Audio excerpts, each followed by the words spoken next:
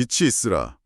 아마 종교가 있든 없든 다들 살면서 이 문장 한 번쯤은 들어보셨을 겁니다. 네, 창세기 1장 3절에 나오는 아주 유명한 구절이죠. 맞아요. 보통 이 문장을 딱 들으면 그 끝없이 펼쳐진 칠흑 같은 우주 공간에 갑자기 막 눈부신 빛이 쏟아지는 그런 장엄한 영화 오프닝을 떠올리게 되잖아요. 그렇죠. 그리고 아주 자연스럽게 그 빛을 창조한 존재, 그러니까 저 멀리 하늘 꼭대기에 앉아서 지구를 내려다보는 전지전능한 신의 모습도 상상하게 되고요. 흰 수염을 기른 할아버지 같은 이미지랄까요? 아, 네, 딱 그 그림이죠. 그게 아주 오랫동안 우리 인류의 무의식 속에 깊게 자리 잡은 가장 직관적이고 편안한 이미지거든요. 원인과 결과가 아주 명확하니까요. 절대적인 존재가 외부에서 딱 명령을 내렸고 그 결과로 물리적인 우주가 생겨났다. 이거죠. 깔끔하네요. 복잡한 세상을 이해하려는 인간에게 심리적인 안정감을 주기도 하고요. 맞습니다. 그런데 오늘 우리가 심층적으로 탐구할 이 텍스트는 방금 말씀하신 그 가장 편안하고 당연한 상식을 밑바닥부터 완전히 해체해버립니다. 네, 그래서 오늘 다룰 문헌이 정말 흥미로운 건데요. 서구 신학을 지배해온 그 우주 밖에서 세상을 창조한 전지전능한 하나님, 이 전통적인 개념을 완전히 뒤집고 있죠. 아주 급진적인 주장이 담긴 텍스트입니다. 본격적으로 시작하기 전에 청취자 여러분께 한 가지 명확히 짚고 넘어가고 싶습니다. 오늘 저희가 이 다소 논쟁적이고 급진적인 신학적 관점을 다루기는 하지만 이 텍스트의 주장이 무조건 옳다거나 틀리다고 편을 드는 것은 절대 아닙니다. 네, 저희의 목적은 어떤 특정 종교의 교리를 비판하거나 옹호하려는 게 아니죠. 그렇습니다. 오직 이 텍스트가 제기하는 아주 대담한 철학적, 심리학적 주장의 논리를 객관적으로 해부해보는 겁니다. 지금 이 방송을 듣고 계신 여러분이 종교가 있든 없든 수천 년간 세상을 지배해온 이 거대한 신의 개념이 어떻게 우리 내면의 심리학적 기제로 재해석되는지 지켜보는 것 자체가 엄청난 지적 쾌감을 줄 거라 확신합니다. 기대하셔도 좋습니다. 정말 관점을 송두리째 흔들어 놓는 내용이거든요. 자, 그럼 텍스트의 첫 번째 도발부터 하나씩 풀어보죠.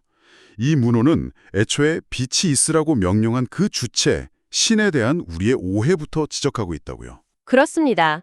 텍스트는 우리가 질문의 시작 전부터 단단히 잘못 잡았다고 꼬집습니다. 우리는 대개 하나님 혹은 엘로힘이라는 단어를 딱 듣는 순간 더 이상의 의심이나 질문을 멈춰버리잖아요. 그렇죠. 사도신경 같은 교리에서 이미 천지를 창조한 전능자라고 못을 박아뒀으니까요. 신이라면 당연히 우주 밖에 존재하는 절대자겠지 하고 전제해버리는 거죠. 바로 그겁니다. 그런데 이 원문은 아주 도발적인 주장을 던집니다. 우리가 맹목적으로 저 하늘에 떠 있다고 믿는 그 절대적인 대상이 사실은 고대인들이 자연에 대한 두려움 때문에 마을 어귀에 세워두었던 그 천하대장군이나 지하효 장군 같은 나무 우상에 불과할 수 있다는 겁니다. 와, 하늘에 있는 하나님이 마을 어귀의 나무 우상에 불과하다고요? 네, 원문은 그 조각상을 저 높은 하늘로 슬쩍 끌어올린 뒤에 이름만 엘로힘으로 바꾼 것이 전통 신학의 실체라고 강하게 비판합니다. 잠깐만요. 인류가 초창기에 자연재해 같은 게 너무 무서워서 나무 우상을 만들었다. 이거는 뭐 심리학적으로 이해가 갑니다. 고대 시대의 생존 기제였겠죠? 네, 그렇죠. 하지만 그게 단순한 나무 토막이라면 어떻게 수천 년 동안 서구 문명 전체를 지배하는 거대한 종교 시스템으로 진화할 수 있었던 건가요? 그냥 단순한 미신으로 치부되고 끝날 수도 있었을 텐데요. 아주 중요한 포인트를 짚으셨습니다. 단순한 우상이 어떻게 절대적인 권력을 가지게 되었는가? 원문은 구약성서에 이사야서 40장 9절을 인용해서 그 메커니즘을 설명합니다. 이사야서요? 어떤 내용이죠? 고대인들이 썩지 않는 단단한 나무를 골라서 우상을 깎고 그 위에 금과 은사슬을 둘러서 아주 화려하게 장식했다고 기록되어 있거든요. 이 텍스트는 그 금과 은사슬이 바로 서구의 지성들이 수천 년간 쌓아 올린 정교한 신학적 교리라고 해석합니다. 그러니까 단순한 나무 토막에 화려한 교리라는 장식품을 입혔다는 뜻이군요? 맞습니다. 인간이 스스로 만든 관념적인 허수아비 신에게 진짜 같은 권유를 부여하기 위해서 복잡한 교리와 제의라는 아주 비싼 장신구를 덧입힌 거죠. 와, 정말 흥미로우시는 부분이 바로 여기입니다. 제가 일상적인 비유를 하나 들어볼게요. 그러니까 우리가 흔히 생각하는 그 신은 실제 하지 않는 허구의 우주적 최고 경영자, 즉 CEO를 하나 만들어 놓고 전통신학이라는 학문이 그 CEO를 위한 거대한 홍보 대행사 역할을 해왔다는 거군요.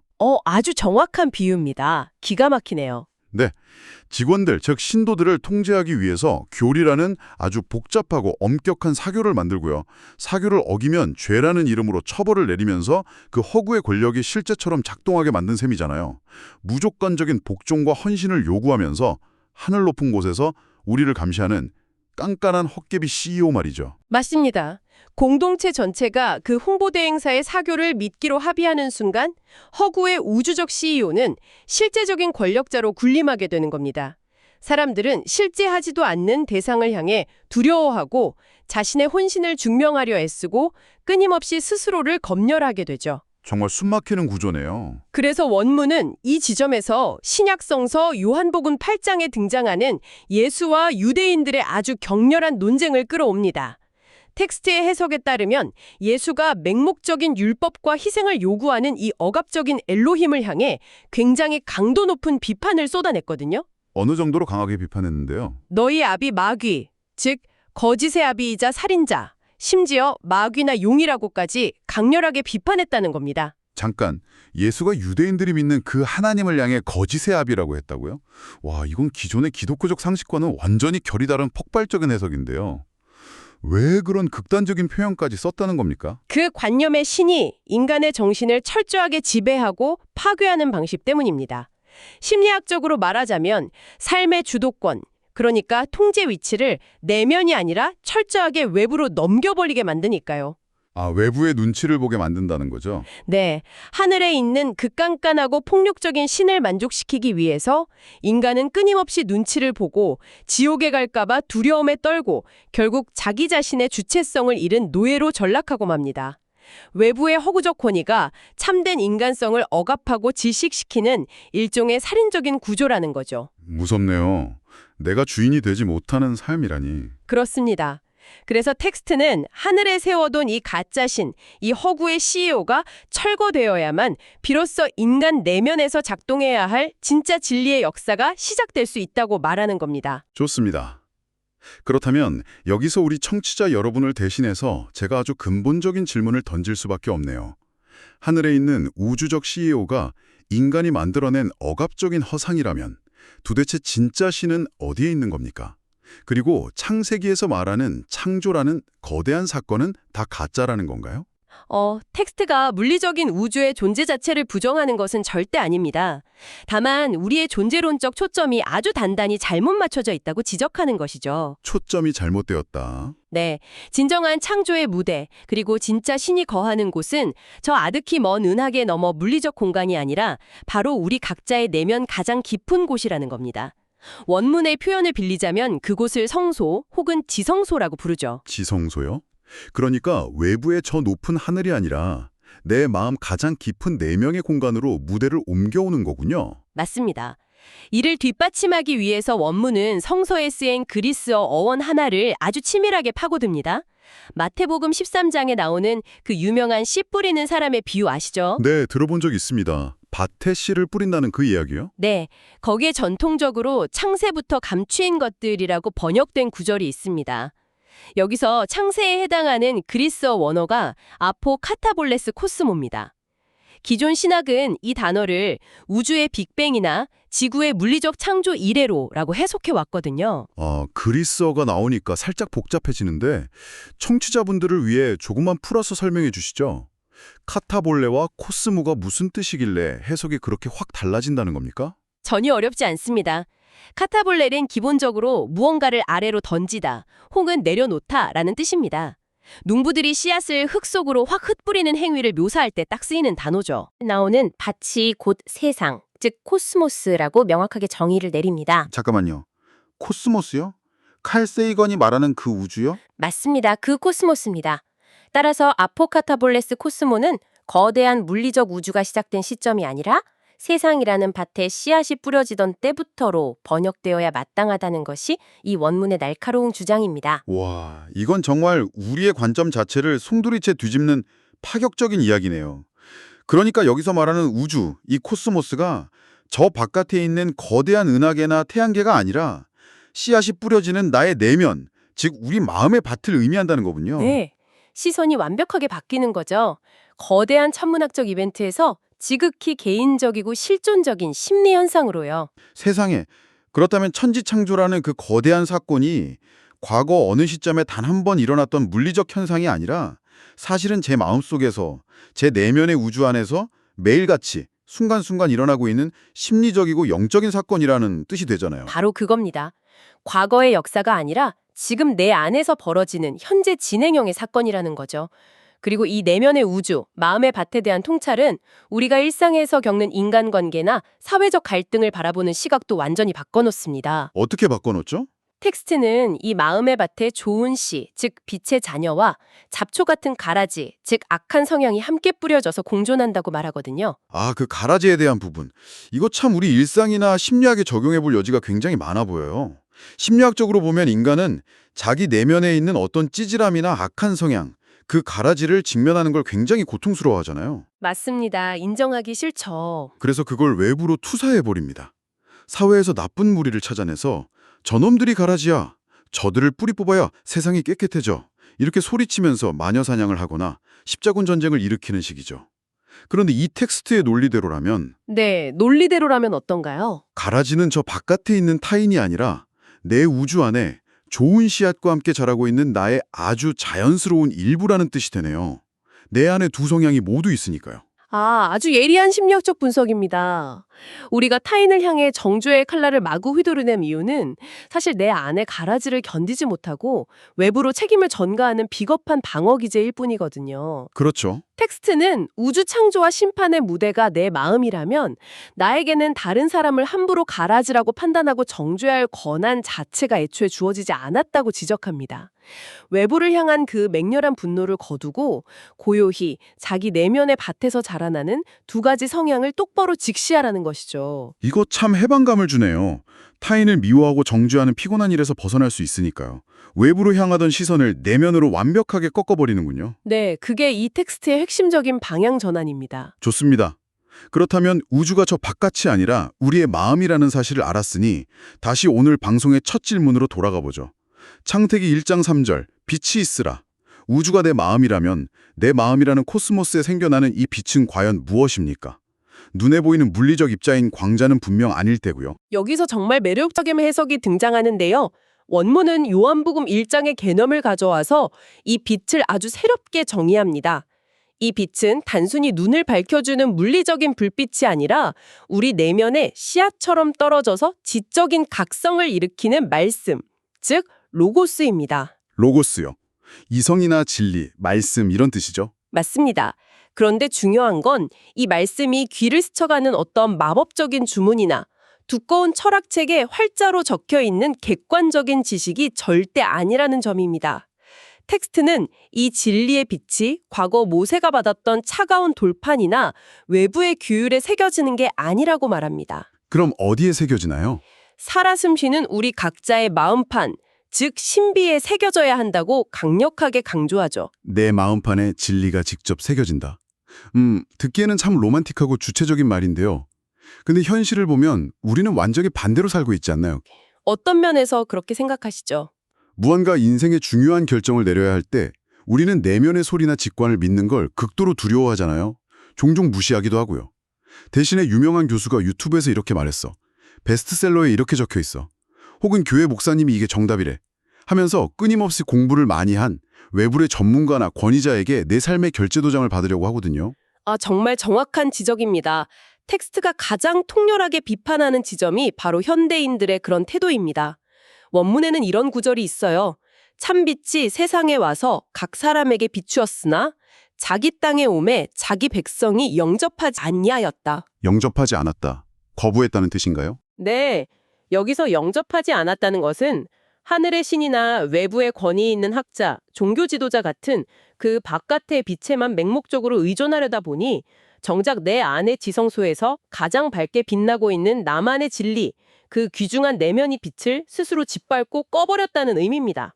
아까 비유했던 그 외부의 홍보 대행사가 만든 사교에 얽매여서 정작 내가 내 우주의 주인이 될 기회를 놓쳐버린 거네요. 네, 내면의 목소리를 스스로 묵살해버린 비극이죠.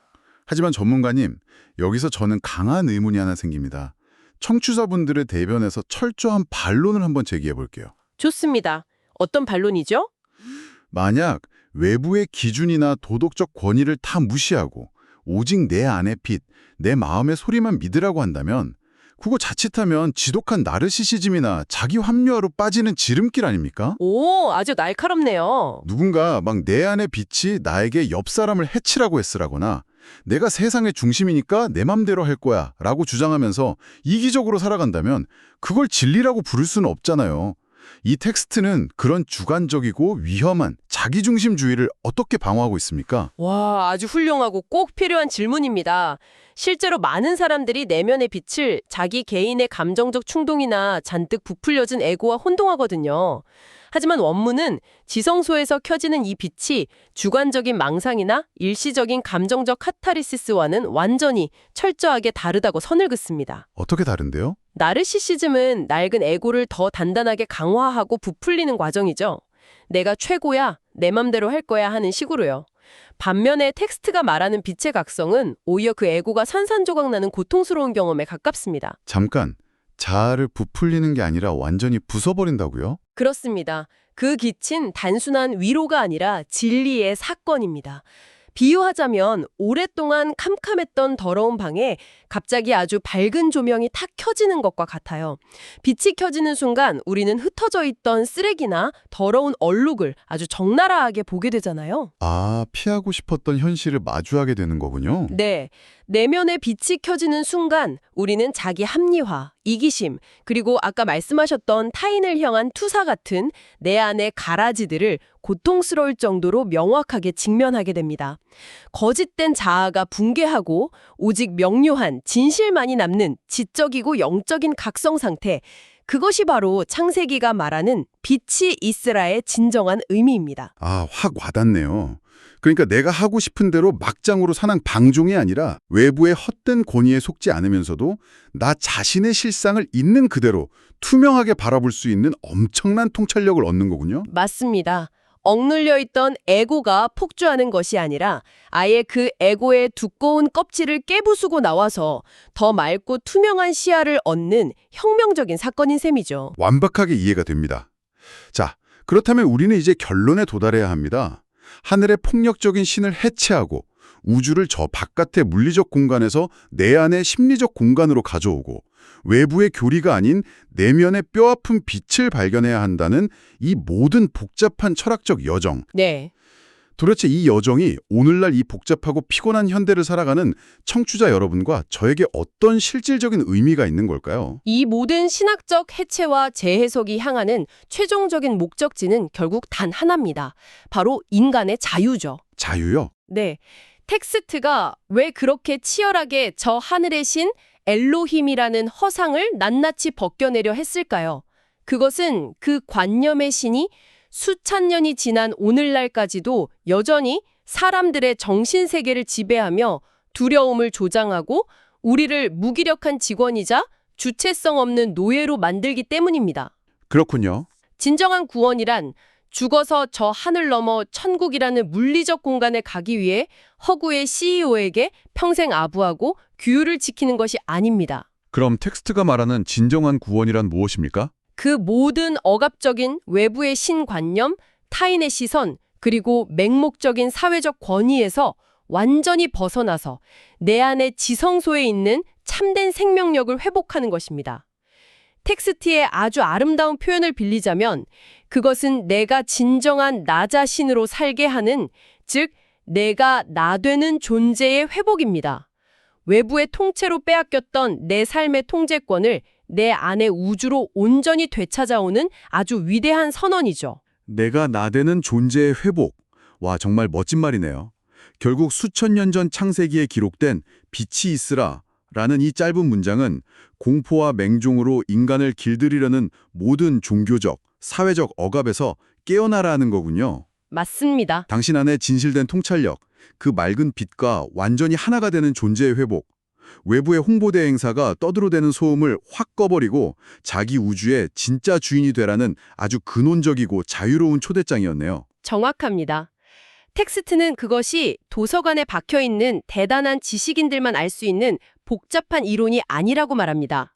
우리를 올가매고 있는 두려움의 사슬들을 하나씩 걷어낼 때 비로소 내면에서 환하게 드러나는 가장 자연스럽고 명료한 인간 본연의 모습이라는 거죠. 아, 오늘 탐구는 정말 여운이 깊게 남습니다. 자, 오늘의 심층 탐구를 마치면서 우리가 함께 걸어온 길을 짧게 한번 뒤집어 보겠습니다. 우리는 저 까마득한 우주 밖에서 팔짱을 딱 끼고 우리를 감시하는 줄 알았던 깐깐하고 두려운 우주적 CEO의 이미지에서 출발했습니다. 네, 아주 익숙한 이미지였죠. 하지만 탐구를 거듭하면서 우리의 시선은 바깥이 아니라 가장 내밀한 곳, 바로 여러분 각자의 마음속 깊은 지성소로 완전히 이동했습니다. 천지창조는 머나먼한 과거에 끝난 물리학적 이벤트가 아니었죠. 지금 이 순간 여러분의 마음이라는 그 거대한 코스모스 안에서 낡은 자아를 부수고 매일매일 진리의 깨달음을 만들어내는 가장 내밀하고 생명력 넘치는 현재 진행형의 사건이었습니다. 완벽한 요약입니다. 오늘 우리가 함께 파헤친 이 도발적인 문헌에 따르면 지금 이 방송을 듣고 계신 청취자 여러분의 마음 자체가 바로 거대한 코스모스입니다. 그리고 그 안에서는 지금 이 순간에도 빛이 생겨나는 새로운 창조가 끊임없이 일어나고 있죠. 정말 벅찬 개념이네요. 그래서 오늘 이 탐구를 끝내며 청취자 여러분 스스로 깊이 생각해 보실 수 있도록 도발적인 질문 하나를 남기고 싶습니다. 네, 어떤 질문이죠? 청취자 여러분, 오늘 당신의 그 내면 우주에는 어떤 말씀의 씨앗이 뿌려지고 있습니까? 파인과 세상이 억지로 심어놓은 불안과 맹종의 씨앗에 매일 물을 주고 계십니까? 아니면 두려움의 껍질을 깨고 나와 당신을 가장 참된 당신으로 피어나게 할 저 명료하고 단단한 진리의 빛을 길러내고 계십니까? 정말 많은 생각을 하게 만드는 질문입니다. 여러분, 오늘 밤에는 밖으로 나가서 밤하늘의 별을 올려다보는 대신에요. 조용히 눈을 감고 당신 내면의 우주, 그 지성소에서 반짝이는 진실의 빛을 가만히 마주해보는 건 어떨까요? 그 내면의 빛은 바깥 세상의 그 어떤 유명한 권위자보다도 여러분의 삶을 가장 정확하고 투명하게 비추고 있을지도 모릅니다. 네, 분명 그럴 겁니다. 오늘 이 깊고 긴 탐구의 여정을 끝까지 함께 걸어주신 여러분의 시간 그리고 열린 마음에 깊은 감사를 드립니다. 저희는 다음번에도 당신의 당연했던 일상을 아주 낯설게 만들고 지적 호기심을 강렬하게 자극할 완전히 새로운 시각을 담은 이야기로 다시 돌아오겠습니다. 함께해 주셔서 감사합니다.